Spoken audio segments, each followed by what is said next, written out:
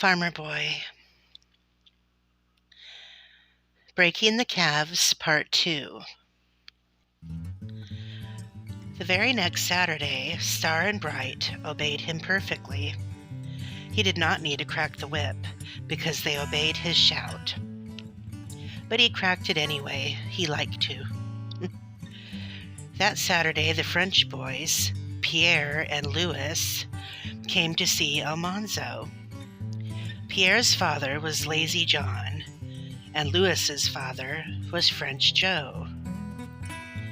They lived with many brothers and sisters in the little houses in the woods, and went fishing and hunting and berrying. They never had to go to school, but often they came to work or play with Almanzo. They watched while Almanzo showed off his calves in the barnyard. Star and Bright were behaving so well that Almanzo had a splendid idea. He brought out his birthday hand sled, and with an auger he bored a hole through the cross piece between the runners in front. Then he took one of Father's chains and a linchpin from Father's big bobsled, and he hitched up the calves. There was a little iron ring underneath their yoke in the middle, just like the rings in big yokes. Almanzo stuck the handle of his sled through this ring as far as the handle's little crosspiece. The crosspiece kept it from going too far through the ring. Then he fastened one end of the chain to the ring, and the other end he wound around the linchpin in the hole in the crossbar and fastened it. When Star and Bright pulled, they would pull the sled by the chain. When they stopped, the sled's stiff handle would stop the sled. "Now, Louis, you get on the sled," Almanzo said. "No, I'm biggest," Pierre said, pushing Louis back. "I get first ride." "You better not," said Almanzo.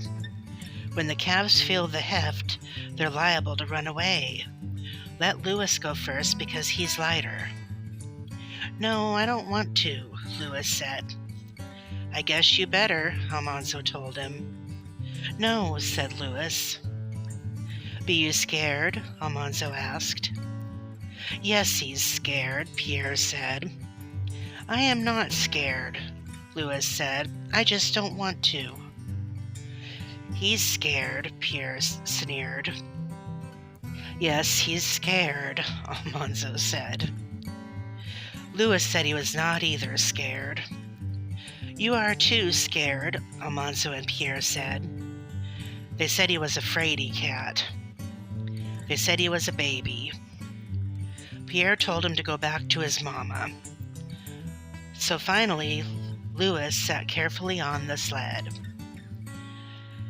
Almanzo cracked his whip and shouted, "Get up!" Star and Bright started and stopped. They tried to turn around to see what was behind them, but Almanzo sternly said, "Get up!" again, and this time they started and kept on going. Almanzo walked beside them, cracking his whip and shouting, "Gee!" and he drove them clear around the barnyard. Pierre ran after the sled and got on too, and still the calves behaved perfectly, so Almanzo opened the barnyard gate. Pierre and Louis quickly got off the sled, and Pierre said, "They'll run away." Almanzo said, "I guess I know how to handle my own calves." He went back to his place beside Star. He cracked his whip and shouted, "Get up!" and he drove Star and Bright straight out of the safe barnyard into the big, wide, glittering world outside. He shouted, "Ha!" and he shouted, "Gee!" and he drove them past the house. He drove them out to the road. They stopped when he shouted, "Whoa!" Pierre and Louis were excited now. They piled onto the sled, but Almanzo made them slide back. He was going to ride too. He sat in front. Pierre held on to him, and Louis held on to Pierre. Their legs stuck out, and they held them stiffly up above the snow. Almanzo proudly cracked his whip and shouted, "Get up!" Up went Star's tail, up went Bright's tail, up went their heels. The sled bounced into the air, and then everything happened all at once. "Bah!" said Star. "Bah!" said Bright. Right in Almanzo's face were flying hooves and swishing tails, and close overhead were galloping hindquarters. "Whoa!" yelled Almanzo. "Whoa!" "Bah!" said Bright. "Bah!" said Star. It was far swifter than sliding downhill. Trees and snow and calves' hind legs were all mixed up. Every time the sled came down, Almanzo's teeth crashed together. Bright was running faster than Star. They were going off the road.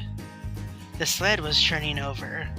Almanzo yelled, "Ha! Ha!" He was headlong into deep snow, yelling, "Ha!" His open mouth was full of snow. He spit it out and wallowed, scrambled up. Everything was still. The road was empty. The calves were gone. The sled was gone. Pierre and Louis were coming up out of the snow.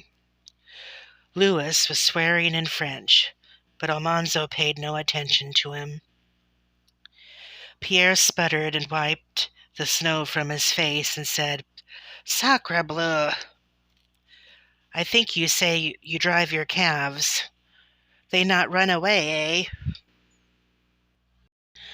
Far down the road, almost buried in the deep drifts by the mound of snow over the stone fence, Almanzo saw the calves' red backs.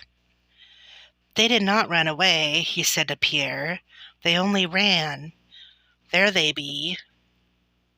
He went down to look at them. Their heads and their backs were above the snow.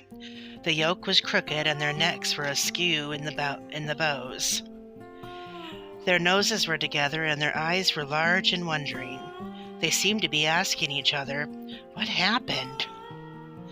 Pierre and Louis helped dig the snow away from them and the sled. Almanzo straightened the yoke and the chain. Then he stood in front of them and said, "Get up," while Pierre and Louis pushed them from behind. The calves climbed into the road, and Almanzo headed them toward the barn. They went willingly.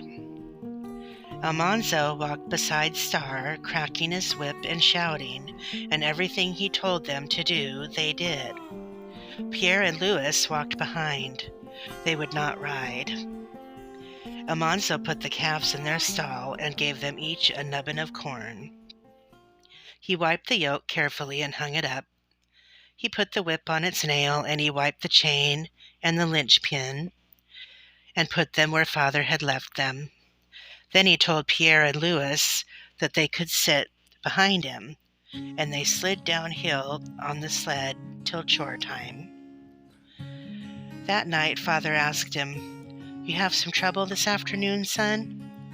"No," Almanzo said. "I just found out I have to break Star and Bright to drive when I ride."